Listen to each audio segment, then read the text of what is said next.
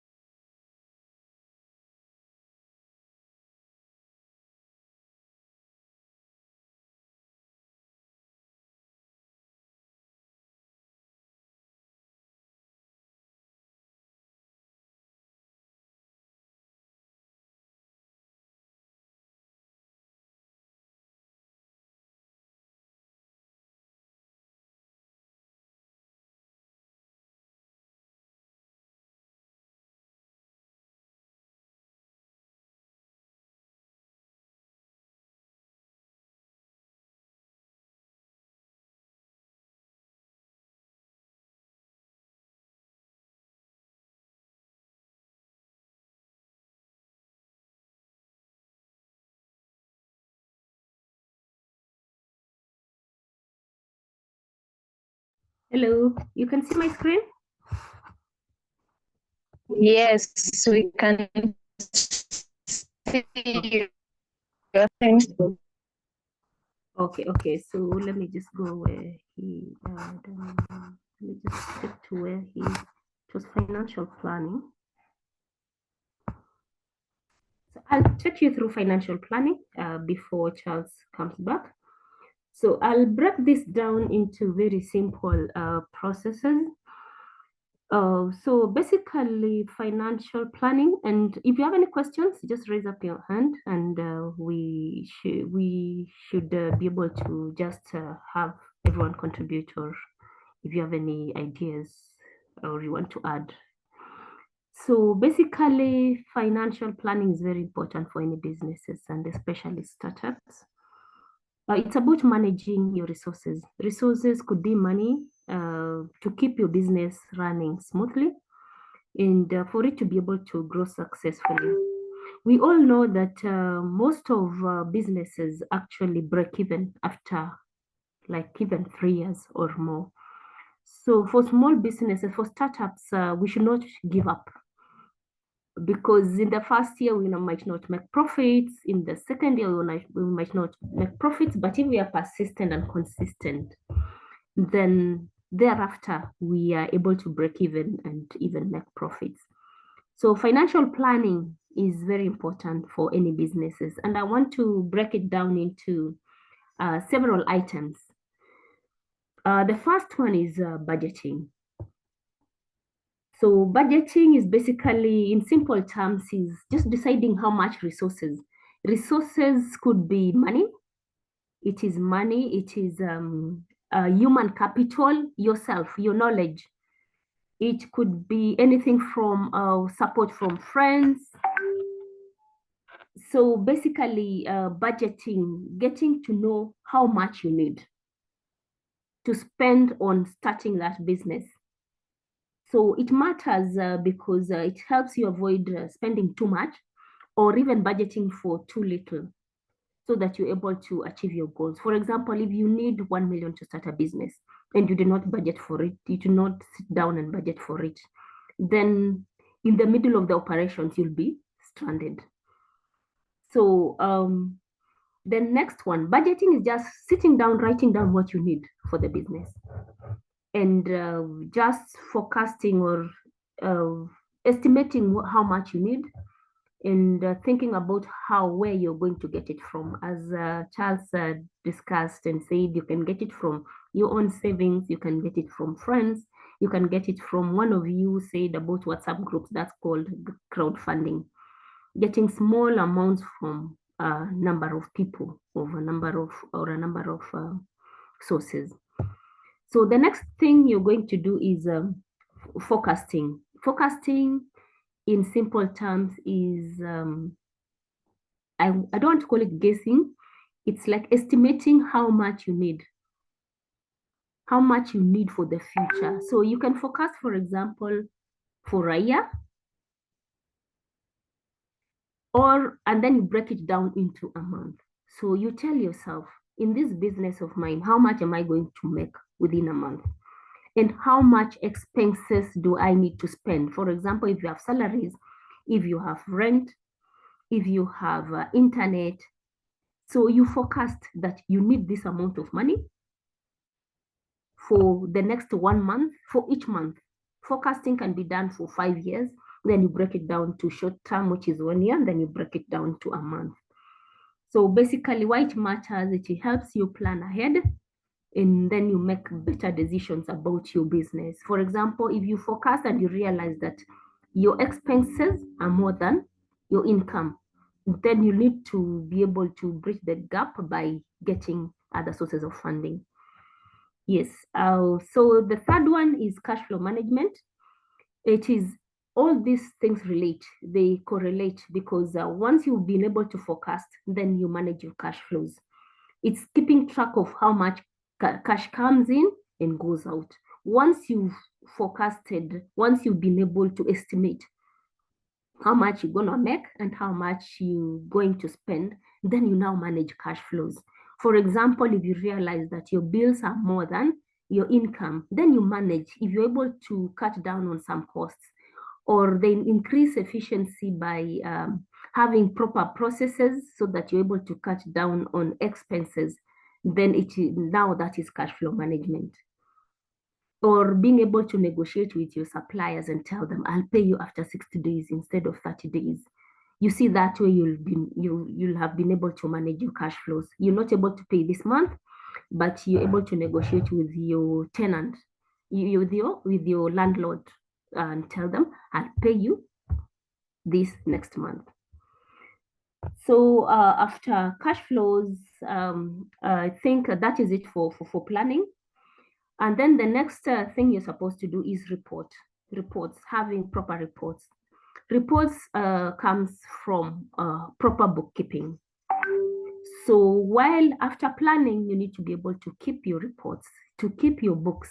For example, when one of us talked about M-Pesa statement, M-Pesa statement is really a good, it's as good as a bank. So you keep your records, all the expenses, including even those transaction fees. And then in Excel, you're able to come up with your reports. The reports that are needed. For example, if you go to the bank and ask for money, or any investor would look at, there's a profit and loss. Profit and loss in simple terms is revenue, income versus expenses. So you have a column talking about revenue, income, and then another one about expenses. Then the net of that, income minus expenses, is equals to profit. So that is enough, a report that you can present to investors. There's also a balance sheet that will show your net worth. It shows your capital. It shows your assets. For example, if you've bought furniture, if you've bought computers, it shows that you have money, though in assets. So that is your worth.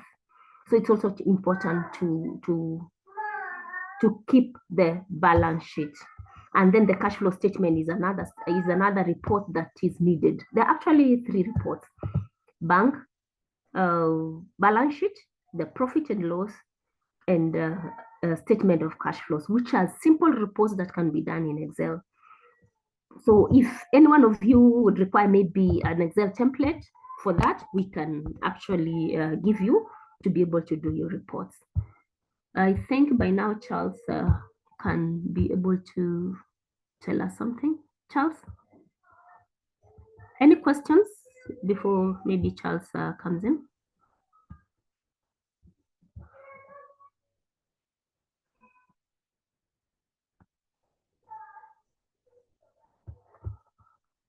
Mine is not a question, but just sorry.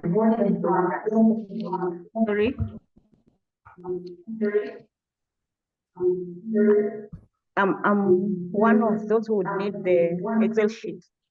Okay. We can share. I think we have all the email addresses I can share with everyone.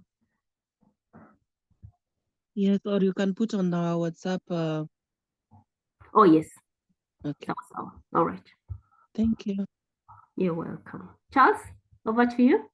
Any other questions? As Charles.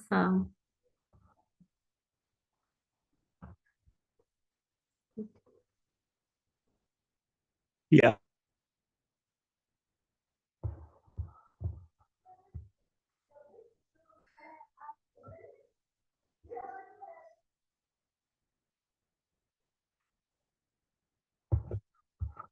Hi, Grace.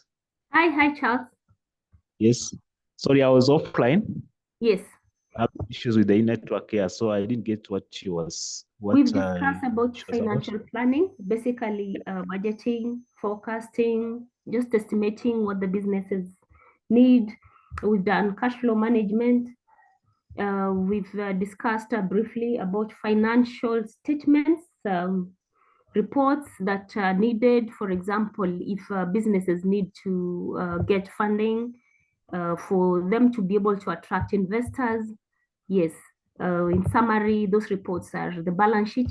The balance sheet can be, you see, balance sheet is that statement for, in a layman's language, is just a statement that shows your net worth, because mtu akisikia balance sheet, you would think it's a complex thing. It's not complex. So basically balance sheet, profit and loss, which shows revenue versus expenses, and then the statement of cash flows.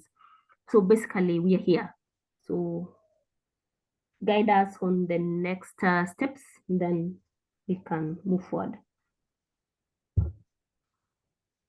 Yeah, so I think if there's anybody with a question, can be able to raise it up so that we can discuss as we move on.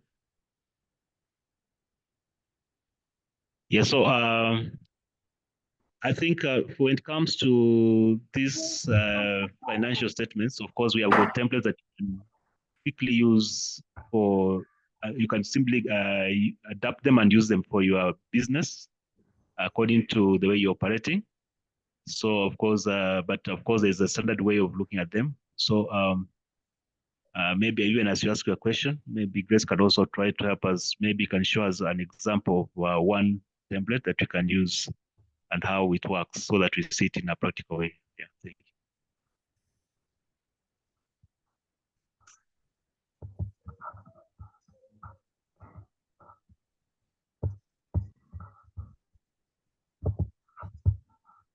So anybody with a question up to there?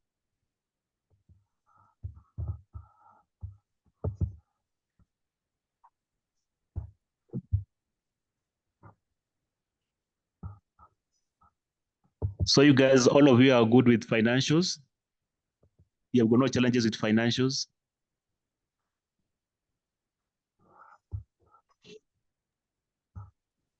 Let me say, for me, my biggest challenge is just being able to keep records at the right time.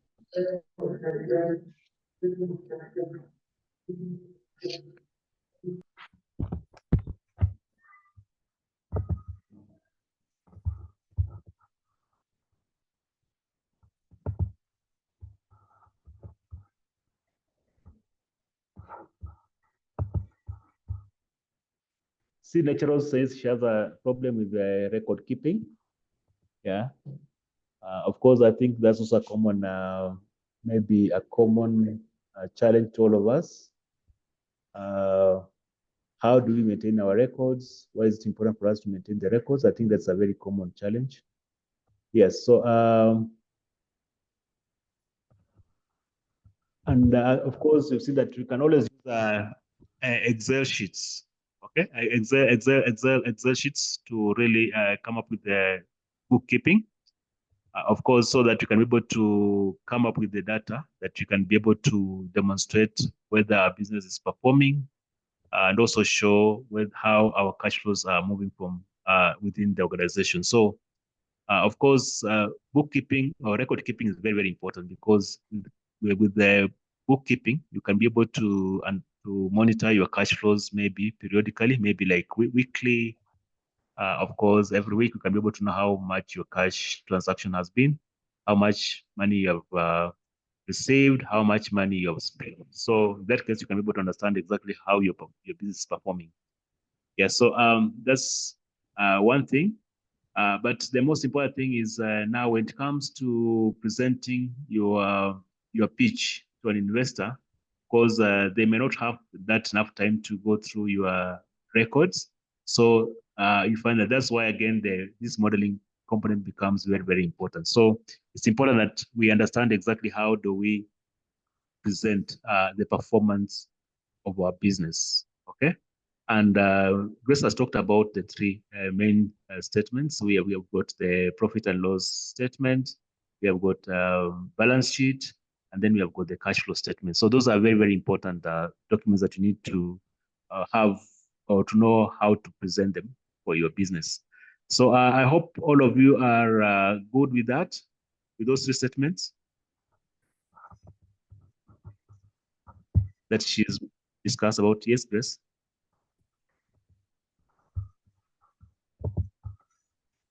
I've shared the template in the chat. The template has everything from budgeting to coming up with the financial, the revenue, all the budgets, the revenue budget, expense budget, profit and loss balance sheet. So you can, it's in the chat section. Yeah, Shikuku says to reshare. Hi, Share. Shikuku. Okay. Okay. Yeah, maybe you can I was just do a logged demo off. on your. I was logged off when. That's okay. I can share it right away.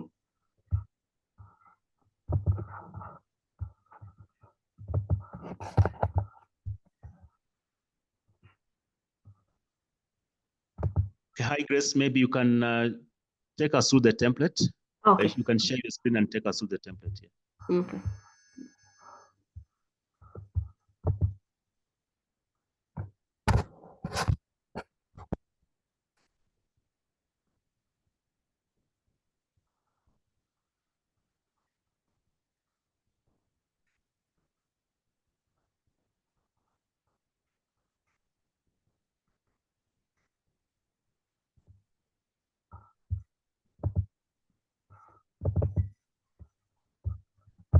You cannot see my screen? Yeah, we can see your screen. Yeah. Okay. So we have so many sheets here. It's a very simple Excel. So basically, let's start with the sales budget. The functions and procedure just shows you what is where and what to observe. So the next thing I have is a sales budget. Sales budget, what I've done is have it every month. For all businesses, it's just better to have it. Once you have annual budget, you break it down into months so that you know exactly the projections for every month. So for example, this one, the sales, we have actuals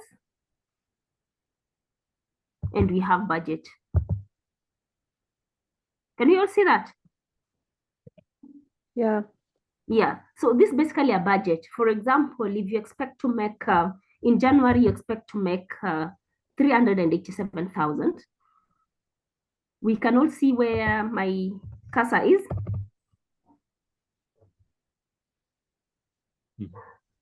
Yeah, so Yes. if you expect to make 387,321, then at the end of the month, you realize that you've made 320,000.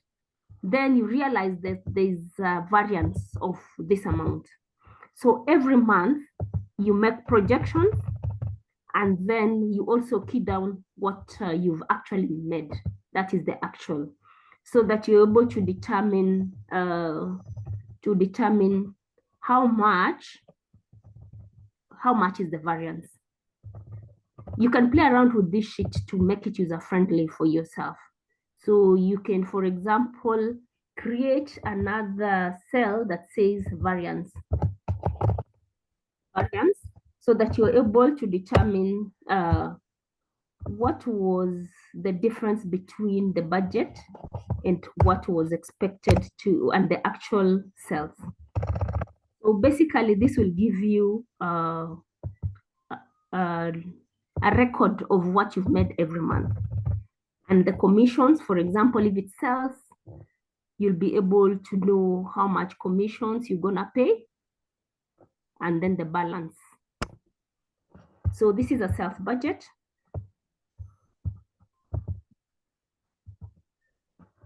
So this is for, this example was for an electronic business.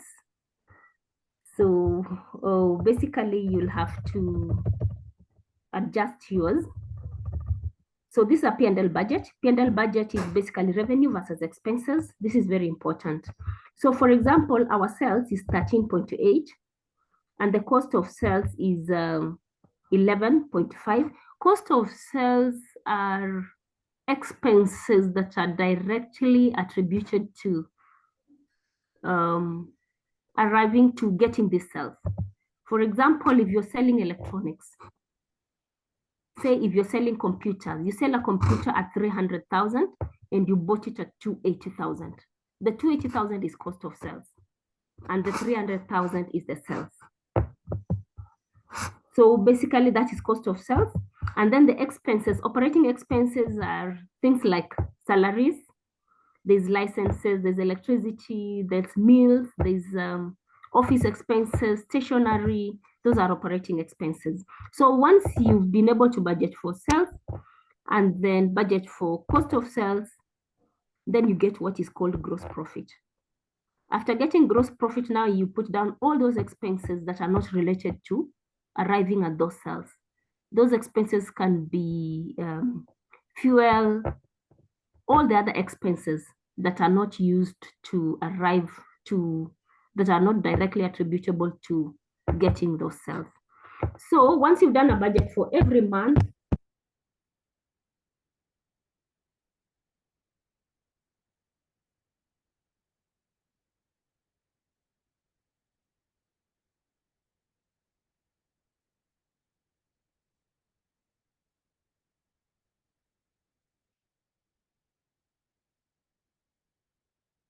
compare and say what was different. Then you now sit down and say, we need to, says my internet is not stable. Can you hear me?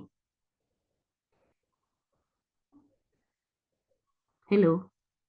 Yes, we can hear you. Hear me. So this P&L budget is what you'll use. You can change anything you want to change to fit your business. So the next template you're gonna see is capital budget. Capital budget, if you have capital expenses. Capital expenses are things like cars, motor vehicle, furniture, yes, fixed assets. Then there's the cash flow budget. Cash flow budget shows cash flow. This is a bit needs some finance knowledge, because getting cash flow, there's cash flow from operating activities, and then there's cash flow from investing activities, then there's cash flow from financing activities. So operating activities are normal activities. For example, for example, if you have to your trade debtors, those people you sell the goods to, if there's any change from the previous month, if you get more sales, more debtors who have not paid, then that translates to operating activities. Then for investing activities, it is things like investing activities, it's things like capital expenditure. For example, if you purchase motor vehicle or you sell a capital item, that is what we call investing activities. And then for financing activities, if you borrow a loan, for example, then your cash flow changes.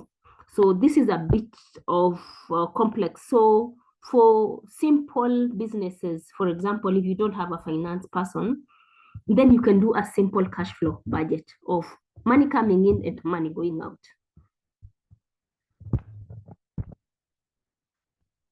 I think basically those are the budgets to do. Those are the cash flow, capital budget, P&L budget. And then you combine all of them and do a consolidated budget. So I'll also be able to maybe get a template for coming up with the proper accounts and then send it to you like a proper P&L now, once you have the actual expenses and the actual revenue, and then you'll be able to key in and to get your financial reports. Charles, any questions? Grace, Mhm. I hope we'll be able to get this template of money coming in and money coming out in the easiest way for a layman to begin with. Okay. Yes, I because will that one, adjust this one. I will yes, adjust please. this one Mhm.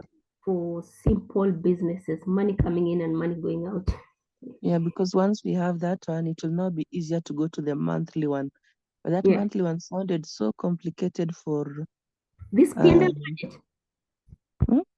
this P&L is really simple. Now, and even those terms PLA, is complicated for Sorry, profit somebody and who's loss. beginning Profit or and who's loss. not an accountant. This is profit and loss, revenue and expenditure. Okay, let me do this and let me do a very simple one for you. Please, thank you. Yeah.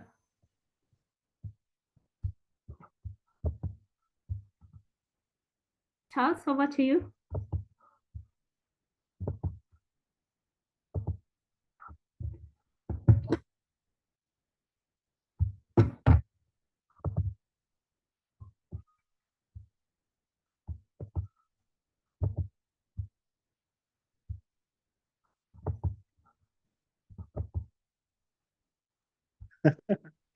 Yes, thank you, Grace. Yeah, so for that illustration, I'm sure we'll learn something from it. It might appear to be very complex now, but of course, when you start putting your feet into the shoes, you really know that this is what the kind of information that you require. So thank you, Grace. I hope if you make it even simpler, then they'll be able to really to really relate with the records. Yeah, but you find that as a founder, of course, you're likely to become like the CEO of your company, and you'll always want to know exactly how your company or your business is performing.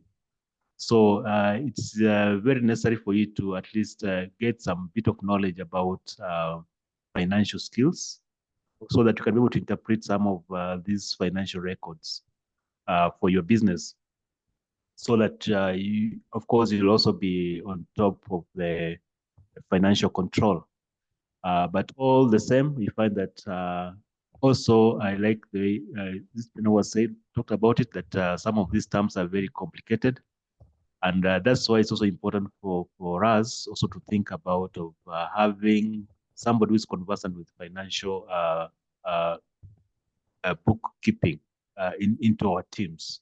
So you need to have somebody who understand these concepts, so that you can also help your team to come up with sound financial policies and strategies, and as well as also make sure that your business is actually on the track, and also can also help you to make some certain decision about what you need to invest in and what we don't, of course, what you can maybe defer, or what is your priority. Of course, it's very, very important that these decisions are made for the business. And you find that the key thing that will actually guide your decision is basically the cash flow. So the cash flow is very, very important, because you find that in your business, if you look at your supply chain or your value chain, you find that everywhere you look, you actually see some cash being held there.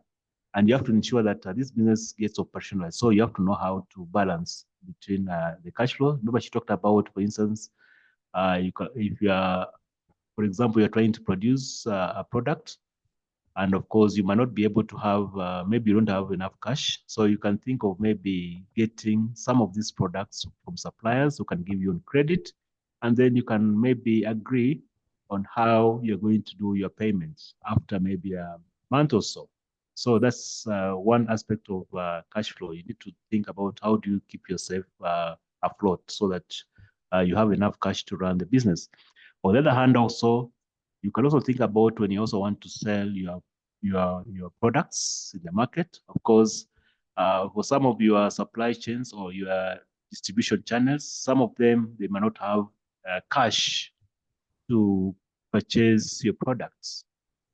So as one of the unique selling point, maybe you can say you'll be giving your products to the suppliers on credit, and then you allow them to pay, okay, within a certain period of time so that you ensure that at least you have your products on shelf. So that's another strategy that you can think about. So you find that all these decisions, they all are determined by the cash flows. Okay? So that's how important this aspect of business is. Yeah. Anybody who wants to maybe add a comment about that, or maybe has got any thing that feel that need to, that maybe you're, that's something that has really come up in your mind that you really want to share, or maybe you want to comment? Yes.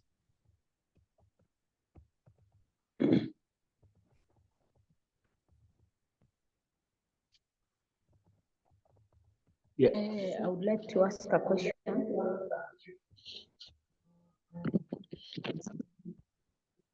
Just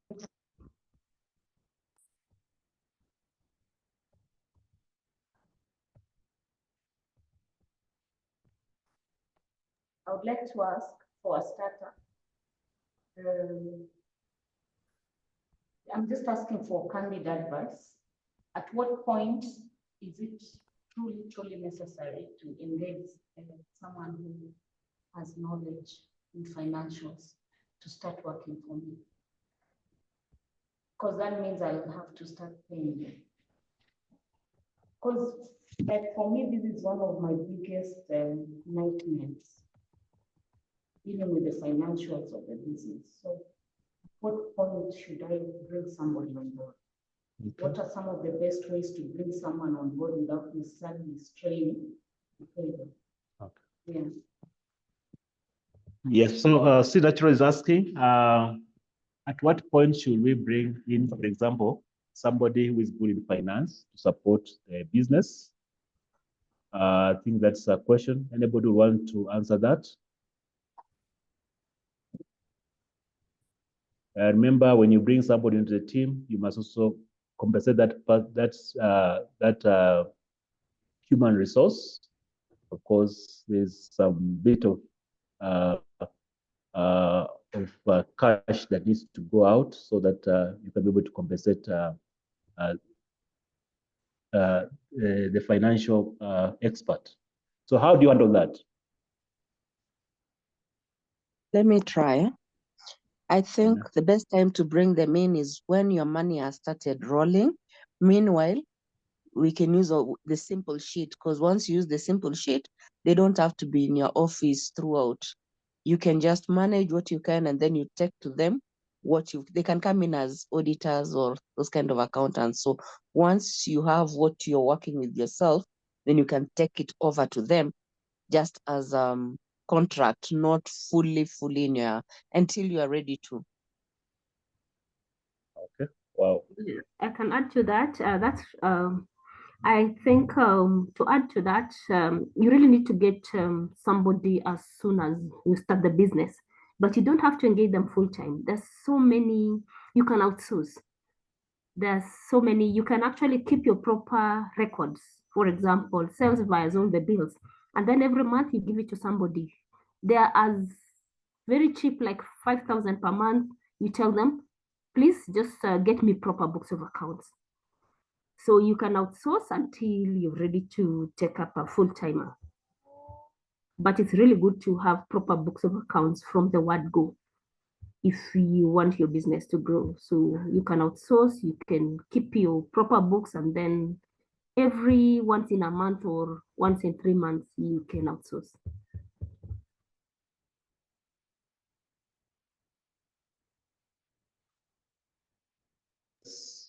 Penina, for that feedback or that contribution or comments. Yes, so I think you have brought it clearly that it's important that we start maintaining proper financial records at that start. And at this point, because maybe some of us don't have some of these skills, it's important that we find a way of engaging them. Okay, yeah, engaging them as early as possible, but of course trying to minimize the costs incurred. And we can use different strategies to do that. Of course, there's that strategy of maybe having them as part of the founder. I think that can also be one way, so that they guide the whole process. Okay, as you start the business as part of the team. Of course, when they are part of founders, they of course, you find that of course they'll likely be involved in the business, so they might not really ask for that pay that may really compensate the effort into the business. So they can come in and then bring in their skills when it comes to management of the business itself and building business strategy. I think they can be very resourceful for that. The other way is by outsourcing the services.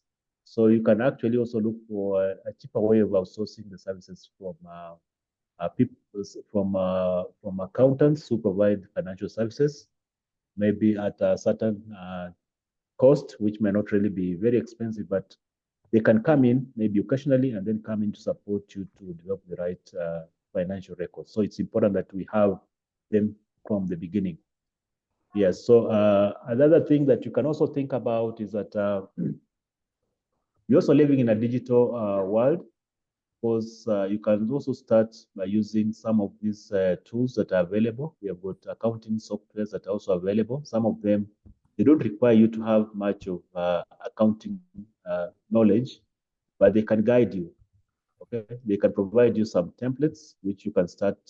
You can use them to start planning for your business. But as you grow, of course, you will need to get a real expert to help you to organize your books. Yeah. Grace, you wanted to add something? No, nothing. Okay.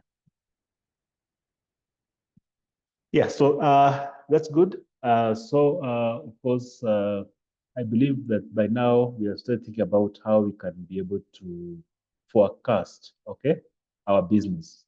And of course, you were saying that this is very, very important when it comes to issue of trying to convince investors when you're doing your pitch, because nobody would want to invest in a business that is not viable. So you need to show them that this is how my business is running. Of course, we'll start with this amount of available resources, and we'll be able to maybe make this number of sales within this period of time. So if that you can be able to come up with a way of projecting that and actually show your growth curve for your business, so that somebody can be able to know that at least within 3 years, then you should be able to make up this amount of money. And of course, if, for example, you're going for equity, then of course it can create direct interest for an investor who feel that it's good for them to be associated with that specific kind with your business, and then they can be able to pump in their resources into your business so that you can grow.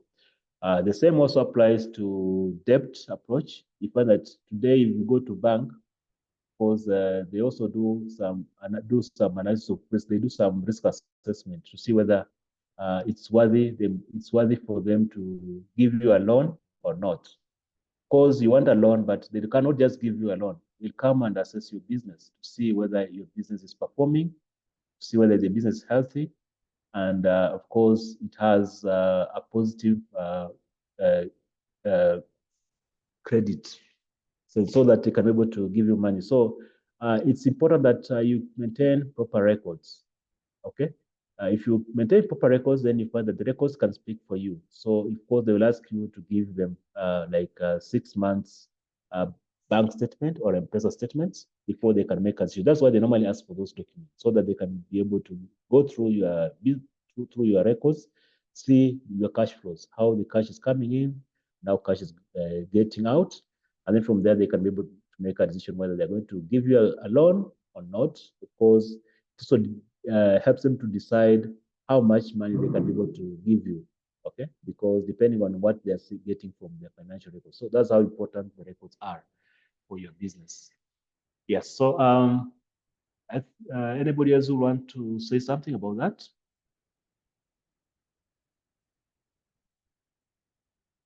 For those who are still at idea stage, it's important that you start thinking about it, even as you try to visualize your business. Try to think about how you are going to model, you come up with your financial modeling, so that you can actually also test and see that how to test and be sure that your idea is actually viable. It's an idea that can be able to grow and hit the market. For those who are in business, I think it's also important that we also reorganize ourselves, reorganize our business, and then try to see how we can be able to put our house in order so that we can be able to prepare a pitch for investors. Yeah, so that's how we can look at it. Yeah.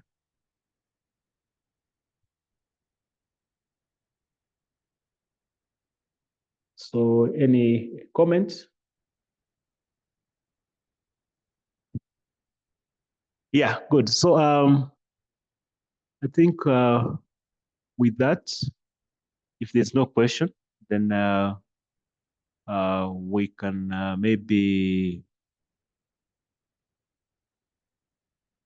stop.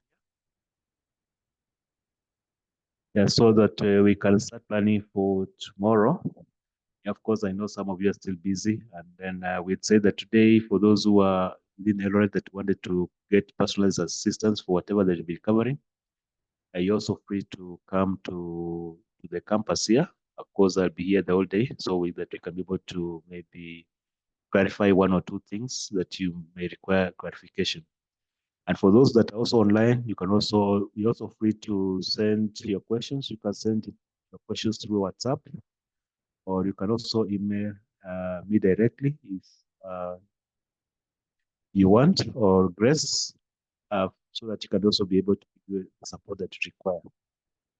Otherwise, so for tomorrow, we'll be looking at, of course, how to become investor ready. Okay, so what do you need to, so that you can be able to attract investors? So we're going to look at different ways of raising funds and different options that are available, and how you can be able to create a good pitch. But before that, again, we shall also be looking at different ways in which we can be able to improve ourselves and the profitability, especially now that we're living in a digital space, a digital economy. How can you be able to use digital marketing as one way of improving your business? So we will look at that comes to marketing, and also look at being investor ready. So those are the two areas that are still we're still going to need to discuss. So we'll do that tomorrow and Friday. So those are the two topics that we shall be handling for the 2 days. Yeah, so otherwise, for now, I think I don't have much, unless there's anybody who has got a question can ask. If you have any question, please feel free to ask before we close the session. Hello, Charles. Yeah. Just before we close, I'd just like to thank you for the opportunity. And in case any one of you needs assistance, especially in coming up with a template specifically tailor-made for you needs, your business, we can chat on the side, and then we can do that. Yeah, so that we have simplified templates for your bookkeeping for a start, so that we're able to have this from the word go. Thank you. Have a good day, everyone. Charles, you can give out my contacts, the email address, then we can. Okay, yeah, we'll share it within the group, WhatsApp group. Yeah, so that they can be able to. I think we'll also add you in the WhatsApp group. Yeah, yes. Thank you. Yeah, so that it's easier for communication. Okay, so thank you. Yeah. Okay. Yes. So, Tim, I think anybody else with a question? I can see no one is raising up hand. So that means there's some silence. So we'll take silence to mean that everything is okay. So I think for my part, I just want to wish you a good day, and let's plan to meet tomorrow. Tomorrow will be purely a virtual session, and we also hope the Friday also be virtual. So I will try to keep time and ensure that we maximize on the time that will be allocated to capture as much as we can. So otherwise, have a nice day and bye all. So, Have a nice day too. Thank you. Thank you. Remember to share.